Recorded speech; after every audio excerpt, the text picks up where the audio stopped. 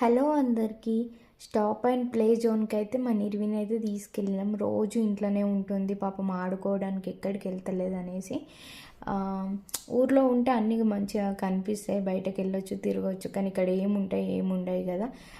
వెంచర్లో పార్క్ కూడా లేదు, నార్మల్ చైర్స్ వేసి నార్మల్ పార్క్ ఉంది. సో బయటకైతే తీసుకెళ్దాం, అట్లా స్పెండ్ చేస్తుంది, హ్యాపీ ఫీల్ అవుతుంది అనేసి మేము స్టాప్ అండ్ ప్లే జోన్కి అయితే తీసుకెళ్ళినామండి. ఇది నాదర్గుల్లో ఉంది.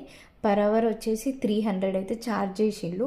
అందులో ఏవేవి ఉన్నాయి, ఏమేమి ఫెసిలిటీస్ ఉన్నాయి, ఏమేమి ఉన్నాయి వస్తువులు అనేది మీకు చూపిస్తాను ఈ వీడియోలో. నెక్స్ట్ వీడియోలోనైతే మా నిర్వి ఏ యాక్టివిటీస్ చేసింది అనేది చూపిస్తాను. నాకైతే 300 పర్ అవర్ అయితే అస్సలు వర్త్ కాదనిపించింది. ఏంటంటే అందులో ఏం లేవు, చిన్నపిల్లలు ఆడుకోవడానికి కూడా భయపడతారు, అట్లా వాళ్ళకు కంఫర్ట్గా ఫీల్ అయ్యి ఆడుకునే విధంగా లేవు. బట్ ఇంకా నిర్వి కోసం అని వెళ్ళినాం కదా, తను కొన్నైనా ఆడుకుంటుంది కదా అనేసి పర్ అవర్ 300 పెట్టయితే ఆడిపించినామండి. ఒక 1 అవర్ తీసుకున్నాం మేము. ఓకే, మేము వెళ్ళినందుకు కొంచెం హ్యాపీగా ఫీల్ అయింది. ఎప్పుడు ఇంట్లోనే ఉంటే ఆ ఎన్విరాన్మెంట్ కూడా చూడాలి, బయటది కూడా తనకు అలవాటు కావాలనేసి అట్లనైతే తీసుకెళ్ళినాం. సో ఇది మా వీడియో కనుక మీకు నచ్చినట్టయితే లైక్ చేయండి, షేర్ చేయండి.